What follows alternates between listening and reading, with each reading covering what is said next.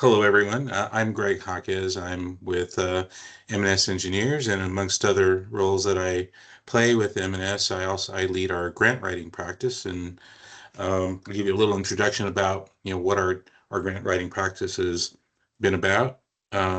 We let's see, oh, there we go. Now my slide is advancing. Uh, and we'll get to that in a second. First, I'll just go over the agenda, what we're going to cover today. I've introduced myself, and we're going to talk about some of the grants that are coming in 2026. These are the sort of grants that are probably the more common regular cyclical grants that you're most likely going to be interested in, plus some others that I think they're going to be of some potential interest to you. Well, then we'll go through how you vet your project for eligibility and competitiveness. And we're going to keep it on a high level, so it's not going to get too deep, but we're going to cover some of the common things that you need to think about to vet your project. Then we'll get into the kind of resources that you want to be able to tap into that are going to be, often essential for putting together a strong grant application. Next, we'll talk about other ways to prepare and get ahead. And what that means is to do some pre-preparation before an application period opens. And then lastly, we'll take some time to take your questions, and I'll give you my answers to your questions.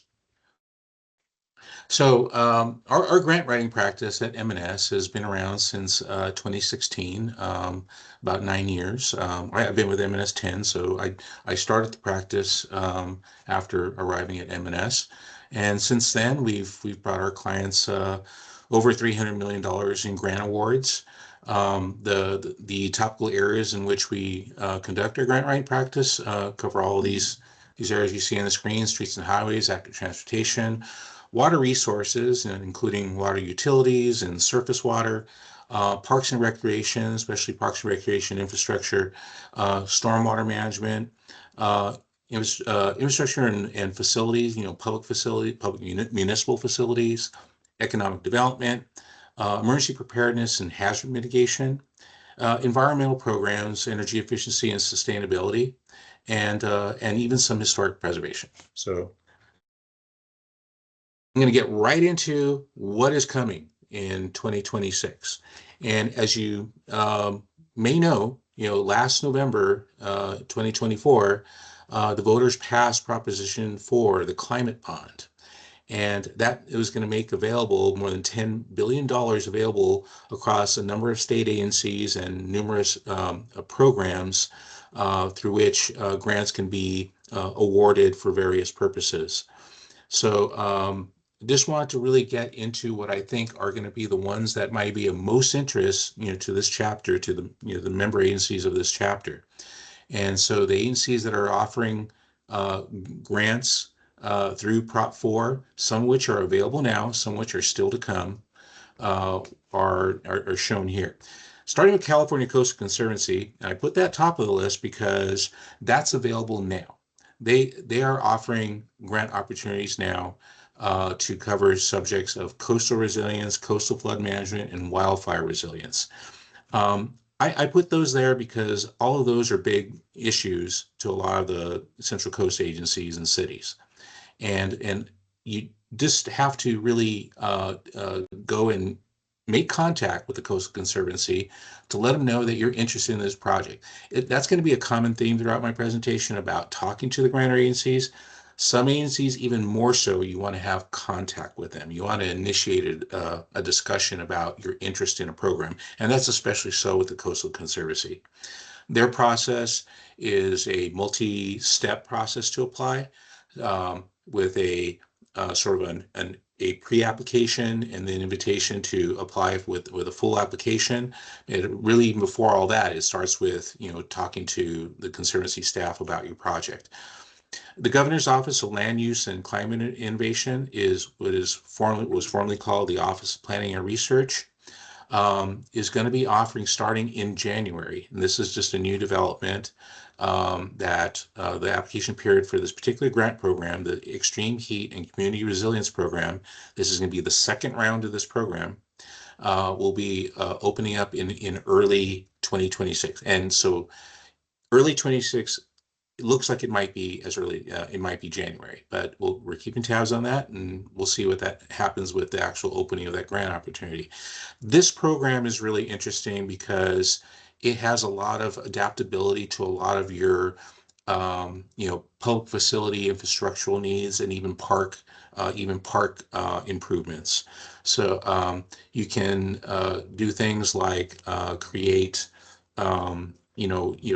heat, you know, resilience centers, to transform, some of your infrastructure to, provide heat relief.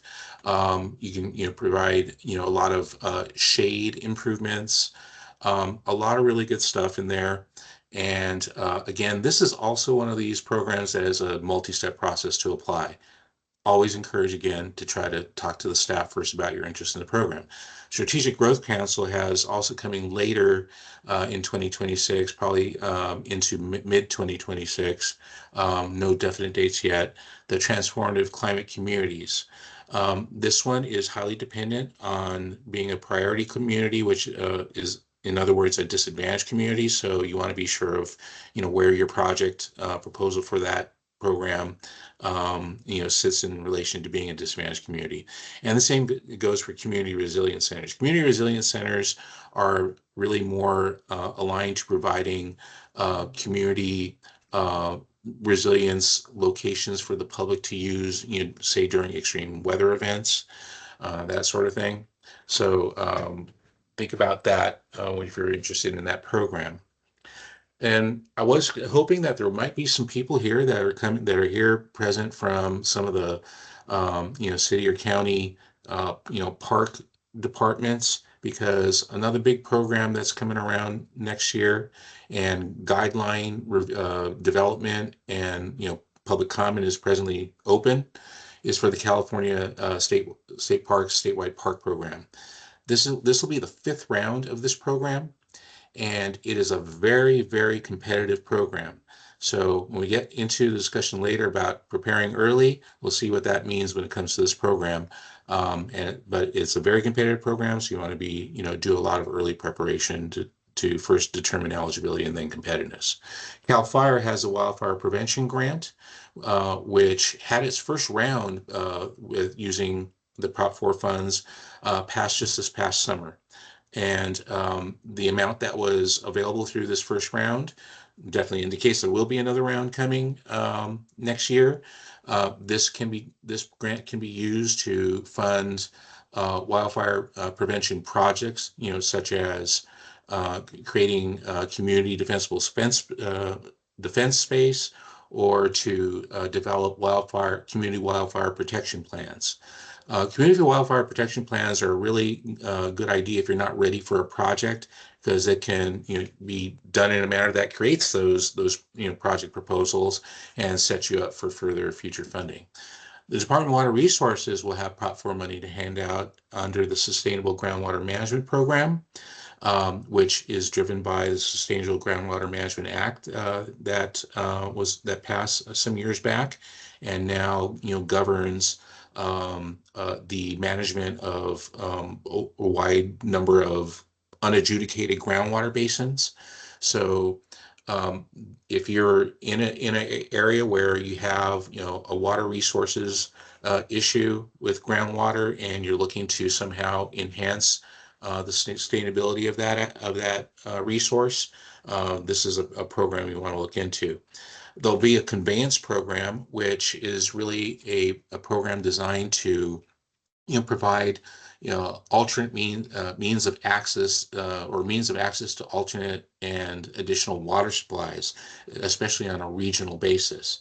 So if you have a regional conveyance issue that you want to be able to connect across a larger region between where you are and where others are, and have shared access to a particular water supply resource, the conveyance connection between those areas across the region is what this kind of funding is for. And then lastly, from Department of Water Resources, and a lot of you, I'm sure, are aware of in the past, has been the Integrated Regional Water Management Program, or IRWIM. There will be funding for IRWIM in the coming year or two. the roundtable of regions, the sort of informal organization of the urban regions have been discussing how they're going to approach managing the distribution of funds to this, and they're at a very, very early stage.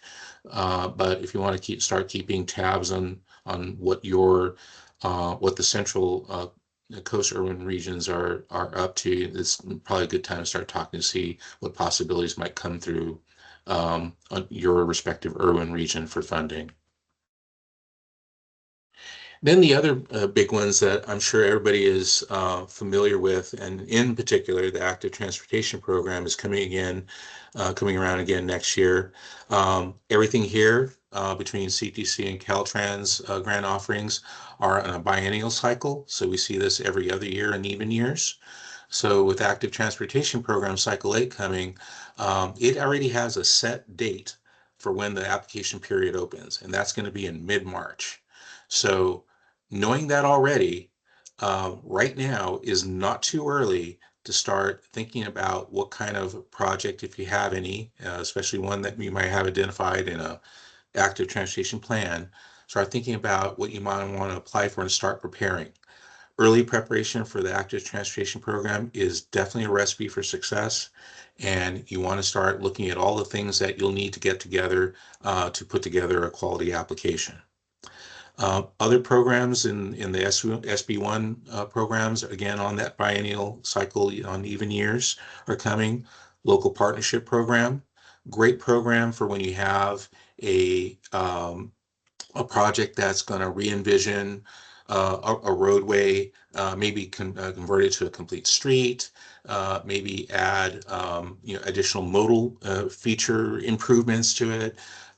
You'll see in the guidelines all the different possibilities there. Those are just some examples, and we don't have time to go through a lot of what it can cover, but it's a great program that you can compete for, oddly for the reason that it has a high bar set for the local match that this program requires. So for whatever you need to fund your project, this program requires a 50% match. So it's very high. So a $10 million project, you got to have the other $5 million. So SB1 Solutions for Congested Corridors is coming again. Again, this is all about, like the title of the program says, it's all about strategies and project improvements for relieving traffic congestion. These The only thing I would say about this program is that it's probably one in which you want to have something of a significant scale. It's not really a program intended for very small scale projects, small scale local projects. It should be something of a nature that has more of a regional impact. So that would be just sort of the measuring rule on the kind of project, congestion relief project that this program would fund. And then the Trade Corridor Enhancement Program, again, coming next year. Both Congested Corridors Program and Trade Corridor typically in the fall. It's been on that sort of cycle every 2 years. Look for the Trade Corridor Enhancement Program is definitely a program that is going to be geared toward how you make improvements for for goods movement in a corridor in your region, and those kind of improvements also and project do have to be consistent with the state's freight mobility plan. So if you're looking at a corridor that you want to do some improvement for that, where you think it's a benefit to goods movement, check that criterion there on eligibility in terms of consistency with the state freight mobility plan. The Caltrans programs, almost every city has had experience with HSIP, the Highway Safety Improvement Program, coming again in this next cycle 13.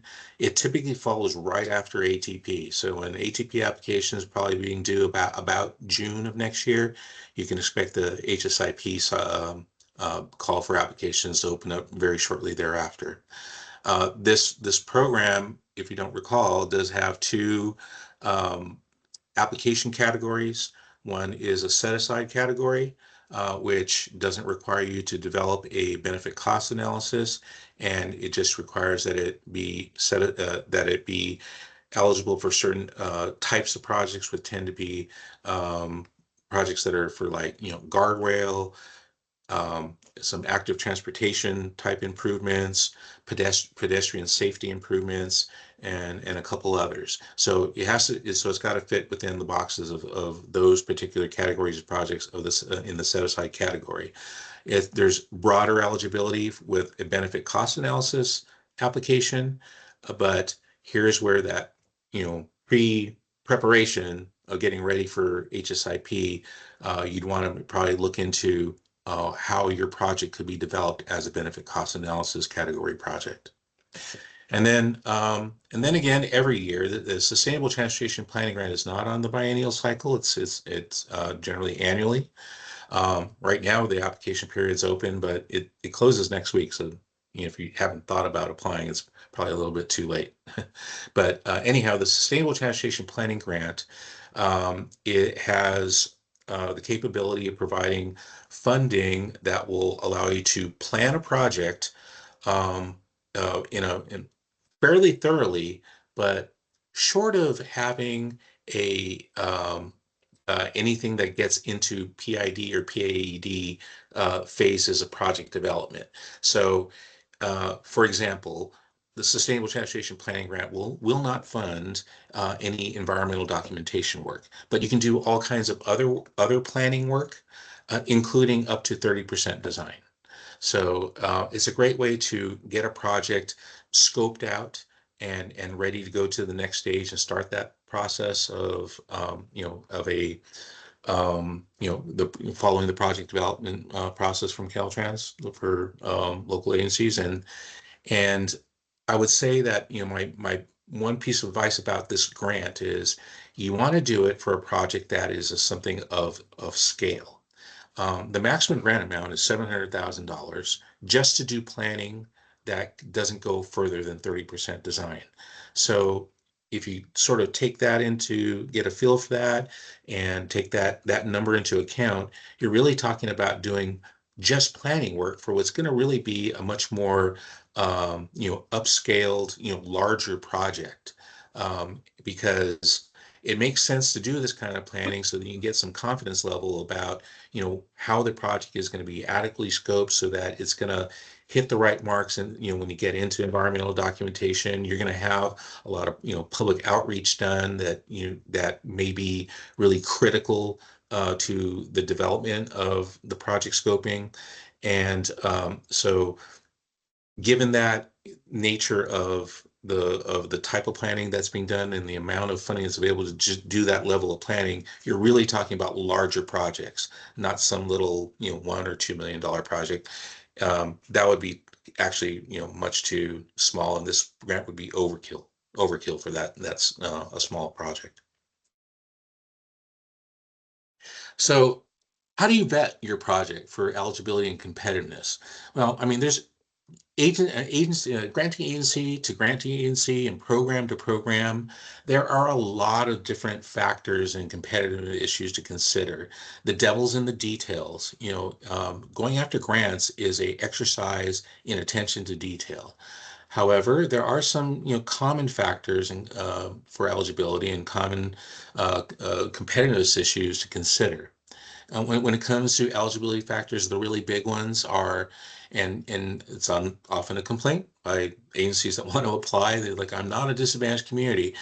Yes, sometimes disadvantaged community status matters, but it doesn't in all cases for, all grant programs. The one we just talked about, HSIP, is a great example. Disadvantaged community status does not matter at all in applying for HSIP. Another is ability to cost share. And every program, of course, has its different cost share amount, whether it's, and sometimes it's a mandatory minimum amount. Others will indicate that your ability to cost share might affect your scoring of the application, but not really have a minimum cost share requirement. Um, Again, that's going to be a judgment call and also a capacity issue for, you as a city or agency applying. The of course, the one that is really the most significant when it comes to the ability to cost share is the local partnership program, the SB1 local partnership program, with that 50% cost share. But in any case, when you're considering, cost share, that's something that you have to have a little bit of a crystal ball and look forward to how you will have the ability to budget in future fiscal years to satisfy it. Then there's supporting planning documentation. Most grant programs often have a requirement that your project be either identified or consistent with uh, a related planning document, such as a general plan, a specific plan, an active transportation plan, some type of mobility plan, short-term transit plan, all whatever the relative planning document is. So you want to start looking at what kind of planning documentation you have in place, whether it's sufficient to support these future coming grants, and whether you need maybe you have to even have time to do an update so you'll be ready. The status of project development matters from grant program to grant program, where it varies from not having any project development at all, and really just just an idea, to actually having full, complete, 100% PS&E. Uh, that's where you want to check out whether or not you're going to be eligible based on the status of your project. Geographical location matters for some programs. One good example of that is the statewide park program. It has an eligibility requirement in terms of where the location of the park project is, so that it's in an area where the park acreage does not exceed 3 acres of park space per 1,000 people. You'll find that through the community fact finder, which I'll show you in a second, is coming up.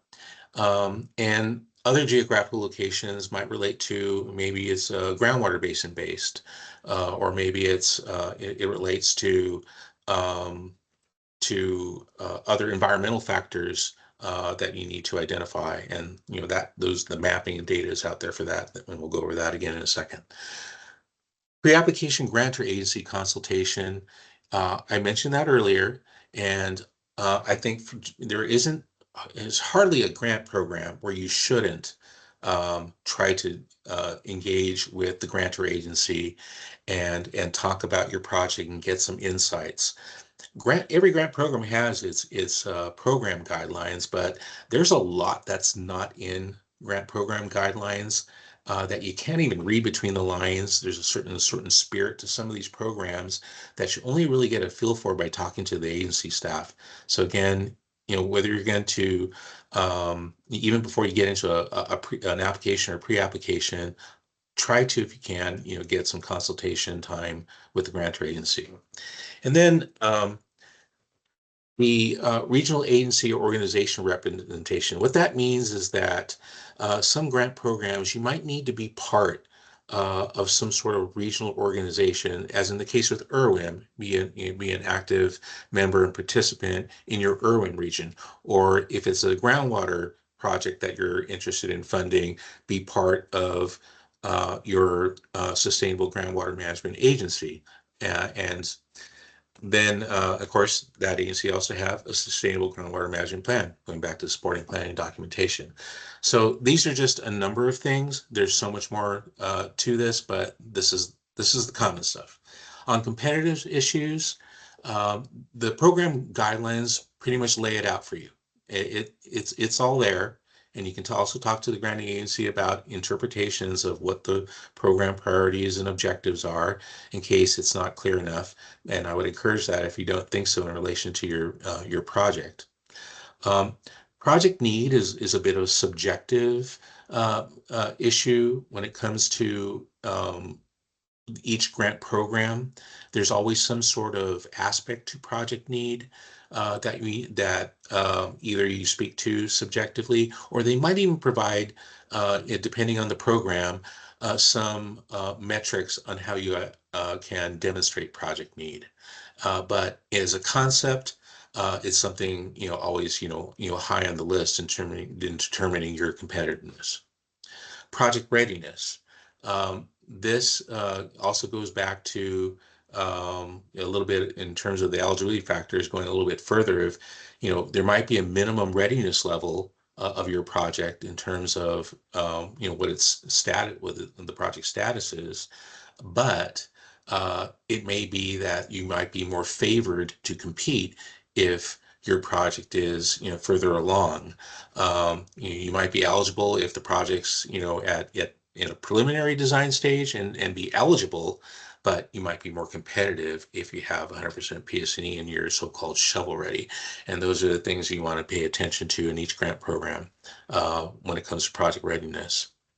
Partnerships in some programs are important. Some actually have requirements for you to have partnerships, either with, say, other neighboring public agencies or cities. Sometimes it's a requirement with non-governmental organizations or other types of partners.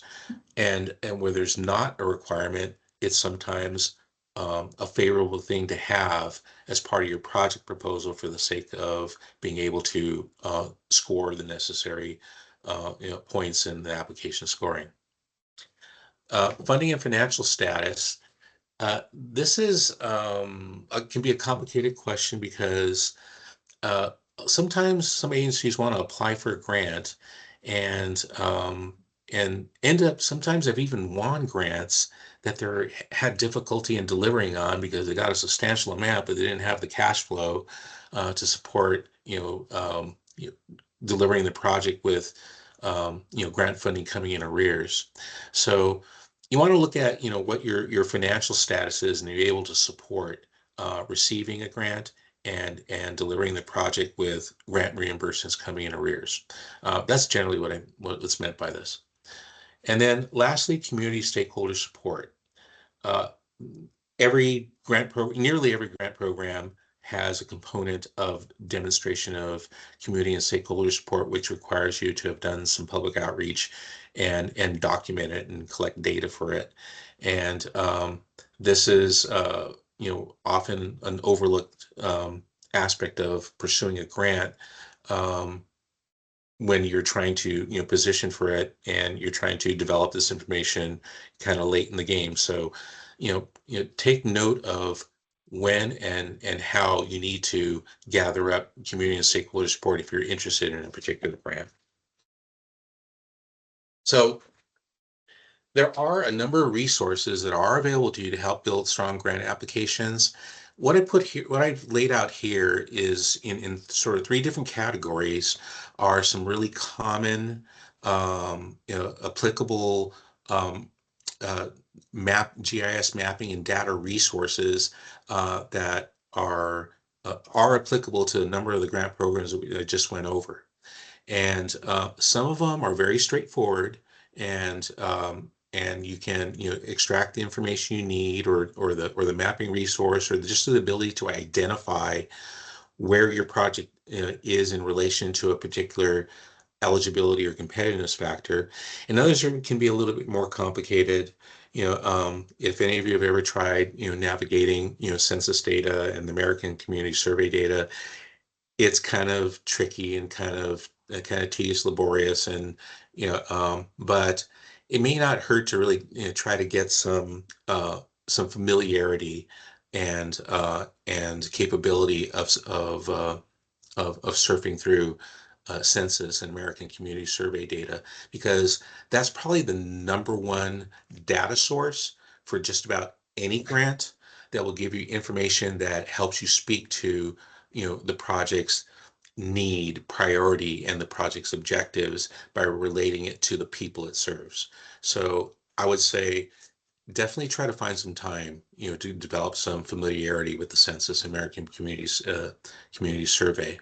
Um, Other demographic economic data tools that I show here have specific uses for specific programs, such as Healthy Places Index, often used with ATP, often used with many other transportation programs. Kellen ViroScreen has also another of applicability to a number of grant programs, Sustainable Transportation Planning Grant, There's a natural resource agency grant called Urban Greening, and a number of them. As you look into a particular grant program, quite frequently you'll come across Cal EnviroScreen as a reference for GIS mapping that you might need. More specifically, you have these next two. Healthy Places Index, Extreme Heat, and California Heat Assessment Tool. Those are more directly related to the Strategic Growth Council grant I mentioned before, the Extreme Heat and Community Resilience Program. And then lastly, DWR DAC mapping tool, which is for water resources projects, and often a reference for IRWIN applications. The scientific data all have different purposes. CAL FIRE for Fire Hazard Severity Zone Viewer. That'll tell you just how severe your project location is in terms of fire risk. The Sigma Data Viewer, for getting information on the state of the groundwater resources where your project's located. And then if you have hazard mitigation issues that you're trying to address, that where maybe seismic issues are, there's earthquake zone mapping, and so on. Other statistical data has other specific uses. The TIMS, the Transportation Injury Mapping System, the TIMS Switters Open Data. I'm sure a lot of you are familiar with using that in conjunction with applying to HSIP. But one of the interesting things about the TIMS and Switters maps is I would recommend start exploring a little deeper into the available data that's there, and how you extract and can use it beyond what it's typically used for HSIP. There's a lot more in TIMS and Switters than you actually might realize. It's kind of eye-opening how useful some of that data is. And Caltrans has average daily traffic mapping data for the state highway system. A lot of you familiar with the functional classification maps. And then because this is, of course, the Central Coast chapter, a lot of you are in the coastal zone or have projects that might be in the coastal zone, and there's a simple GIS map that identifies where your project might lie within the coastal zone. The California Coastal Trail map is a really interesting one because a lot of that kind of is a nice little supplement to what you might have in terms of an active transportation project or recreational trail project. That opens up possibilities for not only active transportation or recreational trails program, but also the Coastal Conservancy's programs. And then labor market information. That might seem a little strange for me to put that one there, but actually that does have some uses where some of the programs want you to speak to the possibility of how does your project, how can it somehow contribute to workforce development.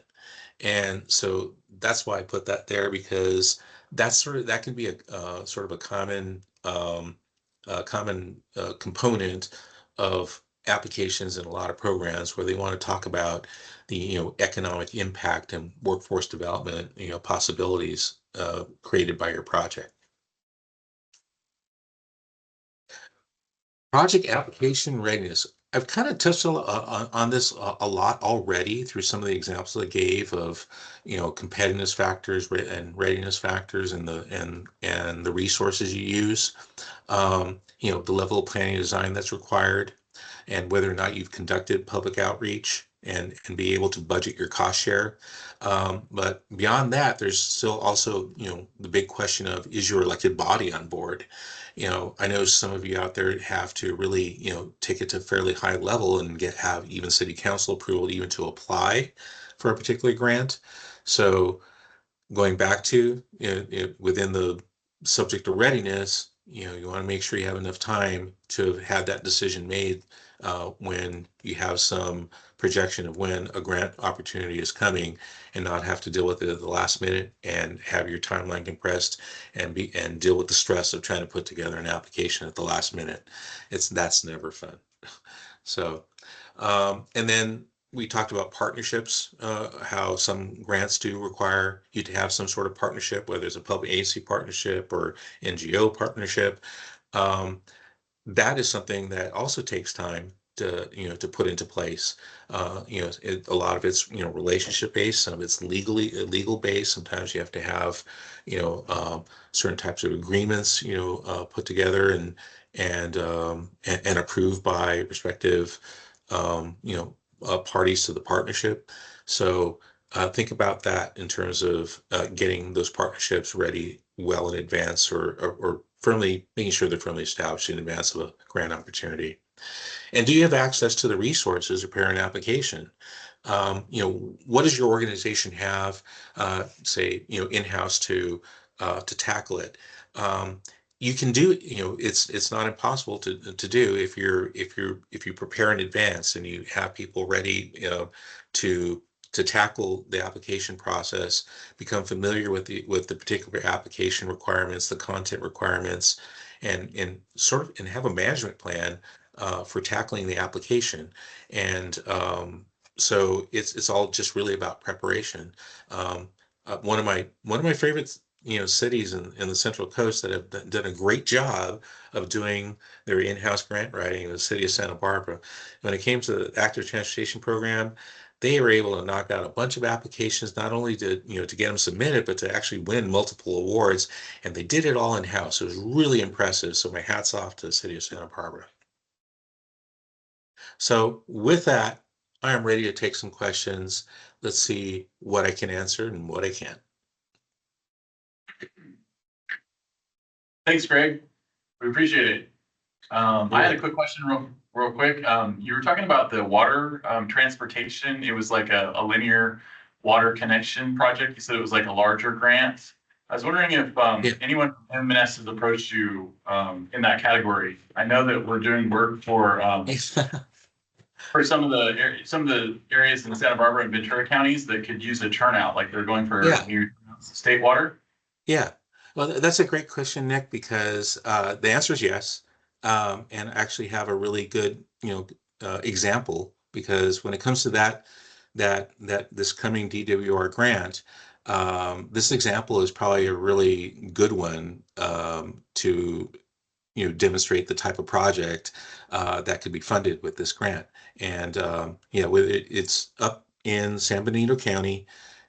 It's in this case, it's the city of San Juan Bautista, and they are totally reliant on their local groundwater wells for their water supply.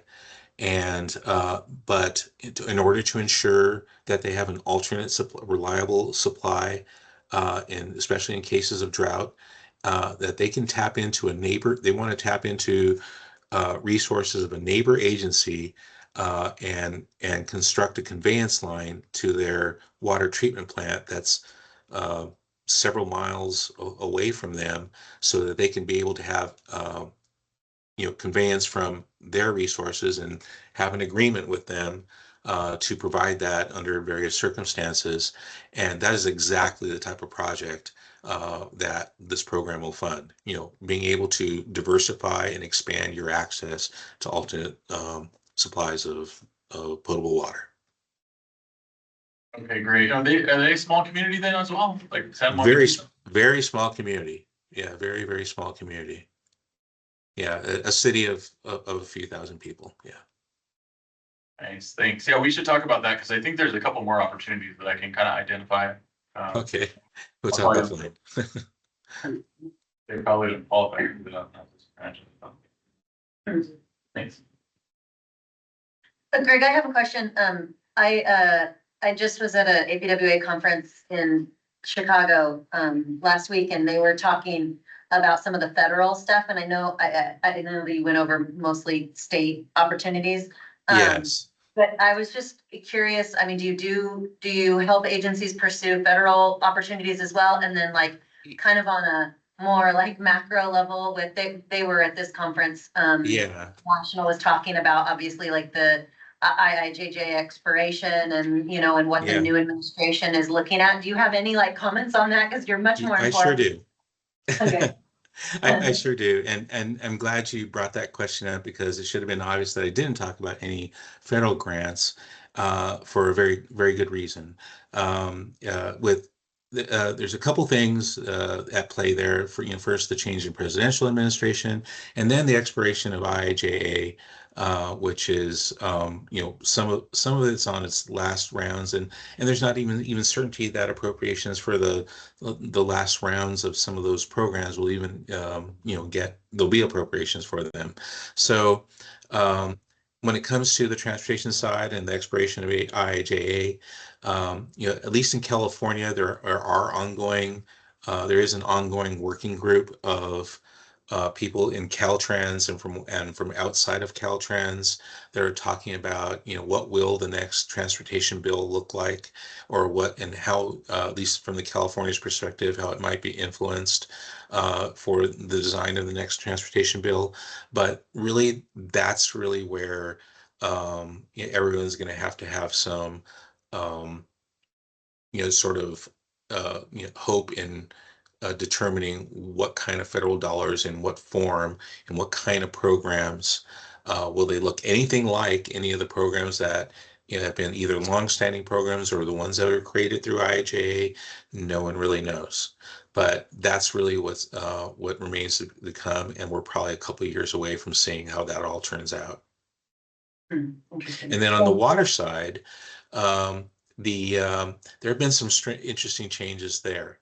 I've had some interesting discussions with staff at Bureau of Reclamation about, what's to come now, especially with the change of administration. And for the most part, their programs are pretty much going to remain the same. They might not be at the same funding levels, and they might have, a creation of a new program too, or a significant revision to an existing program or two. But otherwise, for the most part, Bureau of Reclamation's programs are going to remain the same. Um, the they've had they've had an offering of a grant for one of their programs. I believe the only one that I saw most recently was a small storage program that is expected to open up an application period early next year.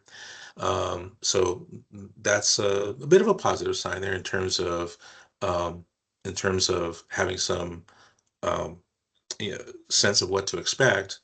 Um, on the EPA side, there's been an EPA and FEMA. I'll lump them together for a certain reason.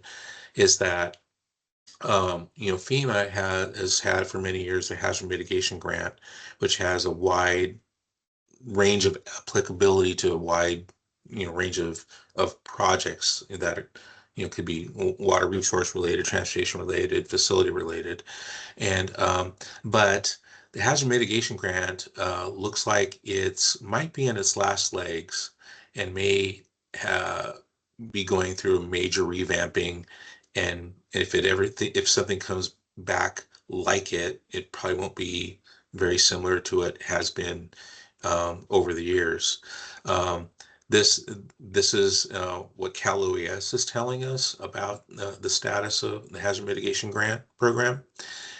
So there's a current round that's underway where Cal OES will submit a statewide set of sub applications to FEMA due next April, but that might be the last time I might be in this form. Um, at the same time, and there was a sort of surprise development through EPA where they offered a grant that opened up this past summer.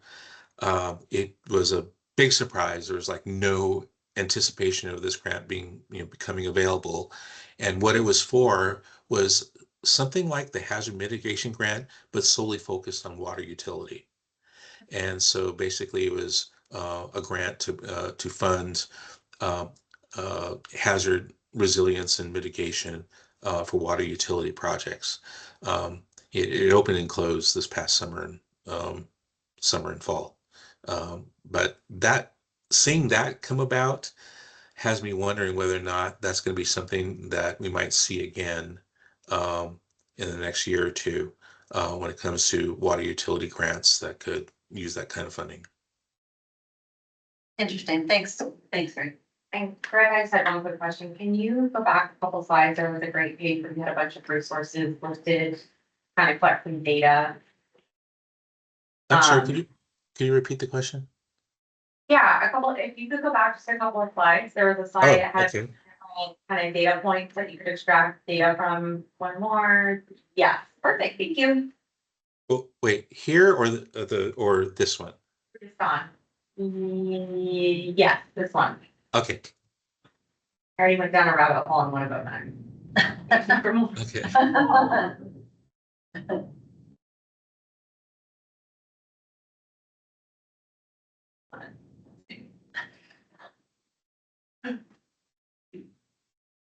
Well, thank you very much, Greg. Okay, if there are no other questions, I'm happy to provide you this very quick view of the world of grants coming in 2026, as limited as it was and as brief an overview as it was. But I'm always happy to answer any other questions offline if you want to reach out to me. Nick has my contact info. Was the first slide your contact info? Oh, yeah, you have his contact info. Yeah, I was thinking I'll share this slide deck with the group, whoever showed up here, and then we could also share the recording too, if you guys wanted to kind of push it out to more people. Yeah, It's up to you. And then also obviously Greg's contact information. awesome. Hey, Greg, I have a question. This is Leroy Cadena from San Bernardino County. Sure.